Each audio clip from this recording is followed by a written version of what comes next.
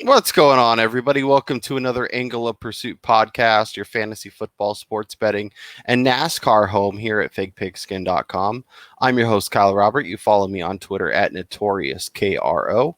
With me once again, it's Brian Twining. What's up, Brian? What's going on, Kyle?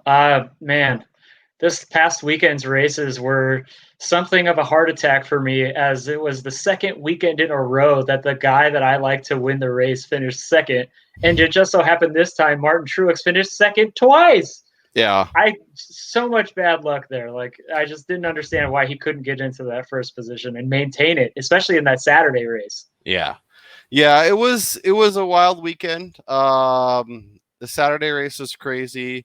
I rode with Jimmy Johnson both races. Sunday, obviously, much more in position to win, and a reason why things like top 3 and top 5 are so, it makes so much more sense. And I was like, nah, I'll just bet him to win, and if he doesn't win, whatever. And he ends up getting top 3, of course, because that's how Of it works.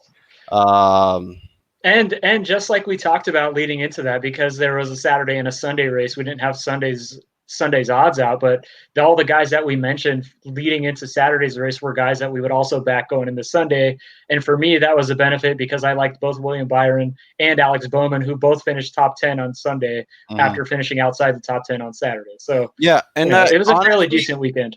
It's weird with these, like, because they're obviously trying to make up races and whatnot. So these back-to-back races, but sometimes when guys don't perform well in the first race, they actually give you more value in the second race. So something to keep in mind. Something I feel like we mentioned on a few of the shows. So, I don't know how many more of these back-to-backs, as we're already in the playoffs and talking about that. But here we are. We're back in Daytona. We're down at the Coke Zero 400. As always, if you're enjoying what we're doing, if you enjoy the content we're putting out, make sure you mash that thumbs up. Make sure you subscribe. Let us know down in the comments who you like for Saturday's race. Obviously, we're going to be dropping this on Thursday night, so hopefully it gives you enough time to check it out before Saturday's race. But Brian and I want to make sure we give you good info and not just give you content. So here we are. We're going to talk some races. And Brian, it's very interesting. Normally we have a huge list of favorite options inside 10-1. But this week there's just 2 names. We have Denny Hamlin at 6-1. And we have Kevin Harvick, key of winning everything all the time, at 9-1. Are you interested in either of these guys this week? I mean, of the two, just the way that you and I both like to bet, I would lean Kevin Harvick over Denny Hamlin, just because you're getting a larger number for the guy who's actually starting on the pole for a race where it's basically flooring it and just seeing how fast you can go. And Kevin Harvick has been pretty much the fastest car over the last couple of weekends. So of these two guys, I like Kevin Harvick. Yeah, and I know what you're saying, but I like Denny Hamlin of these two guys. We have to go a little heads up here. Obviously, Harvick's been incredible on the last 6 races, but Hamlin's right there. He's got a win. He's got 4 top 5s, got 5 top 10s over his last 6. Plus, he's also been incredibly productive at this track. Last 7 races, 2 wins, 3 top 5s, 3 top 10s. Leading laps, performing well. Obviously, this is going to be a little more wide open race, and I think a big part of why we see the odds kind of, not so many. Usually we're okay. Especially the last few weeks, it's like, all right, there's like 5-6 guys that we genuinely think can win, and they're all priced between 4 and 7 or 8-1, and we'll kind of keep our focus there. Not this week, not this track. So, so let's do what we always do. Let's dive deep. Let's find some value. Let's see what we can do. And I'm blown away by this number. 18-1 for Martin Truex, a guy that, and I know his history at this track isn't the greatest, but we're getting 3 or 4 times the odds of like almost every track we've had since the restart. I don't understand it. Obviously, looking at the starting grid, Truex is starting second. Like, this is a guy that, in terms of top 5 finishes, he's got 6 straight. He's got 9 of his last 15. I know we're not diving into our best bets yet, but I mean, Martin Truex is plus 285 for a top 5 finish. Do I just max bet that and log out of my account? Like, I feel like that's what I need to do. Oh man, I don't know about that one, but I mean, if we are looking at value bets for a guy who's racing really well, you can't look any further than our buddy Party Marty. I mean, he's coming off two second place finishes this last weekend, and on top of that, this is a guy who has 2 second runner up finishes here at Daytona in his past. And like you said, this track and Talladega, both very similar super speedways, where there's a lot less driving per se that goes on here. It's more so like who can navigate the field and, kind of preserve gas and that kind of stuff. And if you're starting near the top of the field, and if you can just kind of maintain that and avoid mistakes, you're looking at, you're a front runner to finish near the top of the field. And Truex has been racing just as well as anybody else in the Cup Series, and for a guy with those kind of odds, these are the guys that we're looking at when we're making bets here. Yeah. I mean, when I see numbers like that on a guy that I've been betting at 4, 5, or 6 to 1, I mean, I'm getting basically almost 3 to 1 on a top 5 finish. Like, I'm gonna bet that. Like, and maybe I'm getting suckered into a number that they think isn't really like in play, but based upon his recent form, based upon the driver I think he can be, based upon the track, he's both navigated road courses. He did the Daytona road course and raced really well. He does well at other kinds of courses, so he's a guy that's been shown since the restart how versatile he can be and how consistent he can be. And anytime I can get that kind of production with that kind of consistency, like I'm all about it. Well, and like you said, I mean, he's coming off. He was a 4 to 1 favorite last week to win the race, and he's all the way down to 18 to 1. So yeah, and that has a lot to do with just the uncertainty at the track. That's not necessarily what the driver's skills are, and So let's keep it moving, let's keep it pushing, and let's talk about your first guy out, outside the 10 to 1 range. And that's Jimmie Johnson, 20 to 1. A nice number for a guy that has as good a shot as anybody. Yeah, I mean, similarly with Martin Truex, Jimmie Johnson is coming off a streak of 6 races where his average finish is 8th.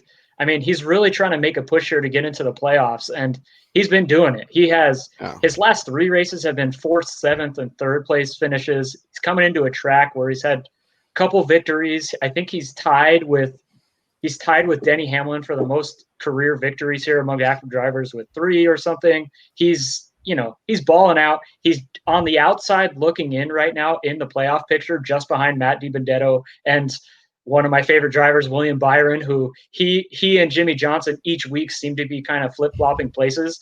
And, Jimmie Johnson is starting in the top 10 here. He's starting in the 4th row in 7th place. So he has a good starting position for a guy who's running really hot in a track that he has past success, and a guy who's looking to get into a playoffs who's been running extremely fast as well. So I'm looking at the old crafty veteran who's won multiple Cup Series championships to sneak in there and potentially battle for a victory here this weekend. Let's keep it rolling. This one for me. So I've been kind of going back and forth in terms of how I want to target these races. Like, part of me is like, okay, let's find drivers that have been performing really well and see if they can keep that going. And then also look at drivers, especially when you're diving deeper, that maybe haven't been running as great, but have a tremendous run of history and success. And I'll pick your brain about a couple of these guys, but the guy that stood out the most to me was Ryan Newman, who at 40 to 1, probably not going to be betting him for the outright market. But when you can look at kind of his other numbers, there's tons of value, like a 10 to 1 for a top 3, 2 to 1 for a top 10, a guy that has 2 top 5s, has 3 top 10s over his last 7 races at this track. Obviously, a guy that has a lot of history with this track, so he's very comfortable and understands kind of what is to be expected. Starting a little lower than you like, but it is interesting. The other 2 names that are kind of in that same bucket as haven't been running great, but have a lot of success, and were 2 guys that we've targeted a lot, especially early, and that's Ryan Blaney and Eric Jones, two other names that in terms of numbers we can get versus what we were like. Eric Jones is 25. Blaney is, geez, where is he this week? Yeah, he kind of fell down the. Oh no, he's up at 12 to win. So I mean, his number is a little higher than I would expect, to be honest. Obviously, the consistency in the track record at this track helps that. But like, in terms of numbers, all three of those guys are all over the board, but have shown recent success, have had good history at this track, and are all options I would definitely consider. But Newman popped out just because of that 40-1 price tag. Yeah, Ryan Newman as well with me was the first guy that I was kind of in shock about. I mean, over the last 10 races here at Daytona, he actually has the best average finish amongst all drivers with 3 or more races here at just above 10. And I mean, that's saying something when you have guys like the next best guy, Denny Hamlin, is at 13th best finish. And I think that just kind of goes to what we were talking about at this track is there's a lot of things that can happen in these restrictor plate races that it's more so where you are running in the track, and it's not based on necessarily the skill level of the driver. There's a lot of things that have to go your way. And for a guy to average finishing 10th here, he's also another guy that I really like in DFS lineups, which I've over the past, I want to say like 4 weeks, I've really dived really deep into weekly DFS for NASCAR. And I'm trying to find the guys that are starting, near the back half of the field who have a good opportunity to move up and you gain those spots. And a guy like Newman, who I think you said he's starting like 22nd. 22nd. And Eric Jones is starting 20th. So if you're looking for passing, you're looking for finishing position, both those guys seem like great targets this week for DFS. Yeah, Ryan Newman for me is probably my favorite guy for DFS lineups based on that fact. And like you said, if 5 of his last 6 races here, top 10 finishes with 2 top 5s, how could you go wrong with a guy at 40-1 odds to even, if you could even take him at top 10, what is he, 2-1 top 10? Like, that's great. Yeah. Let's go a little even deeper. A name that you pulled out of the hat this week that I'm just, I feel like we haven't mentioned this guy's name once, but I'm gonna give you the floor and tell me about John Hunter Nemechek, who is 66-1 this week. All right, yeah, no, this is a guy I'm kind of going out on a limb here. He's a rookie driver, so there's not a lot known about this guy other than by NASCAR fanatics and/or people like us who have been kind of paying attention since the restart, but he has some pretty decent success at Daytona and Talladega, which are both very similar tracks, restrictor plate races, pedal to the metal type racing. He has 3 top 10s in those combined tracks.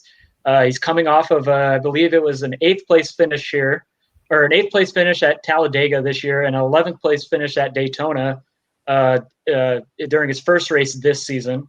So, I'm looking at guys who have the potential to kind of creep up into the top. And he's another guy for DFS lineups. He's starting 24th, and he has 3 career top 10s at Talladega and Daytona. So he's a guy at 66-1 who I like to potentially sneak into that top 10 range. And especially for DFS lineups where he's also very successful here, and you could probably get him on the cheap, which will then allow you to load up your lineups with the higher priced guys like a Jimmy Johnson, like a Kevin Harvick, who are going to stay near the top of the pack the entirety of the race. Yeah, you got to get those laps led. You got to get the finishing position, all that stuff. All right, Brian, we ran through our names. We talked about our drivers. We are once again at the Coke Zero 400. If you are enjoying the show, if you were enjoying what we're doing, mash that thumbs up, hit subscribe. It really does a lot for us. We really appreciate everyone who's jumped on already. Like Brian said, like I said, if you have a favorite driver this week, drop it in the comments. But Brian, before we get out of here, we got to do what we always do. We got to give the people what they want. Hit them with your best bet. I got to go Jimmy Johnson top 5 at 3.5 to 1. This guy is in need of a tremendous finish. I think he might contend for the victory this week. This is a perennial championship contender year in and year out who he's on the outside looking in of the playoffs right now. And I just don't see a competitor like this going down without a fight. And I see him having one of his best races of the season on Saturday. I like it. I told you what I was going to do. It's Martin Truex. It's top 5. It's plus 285. I'm taking that value all day long. That is where my best bet lies. Thanks again to everybody who joined the show. Enjoy the race on Saturday, and we'll talk to y'all next week.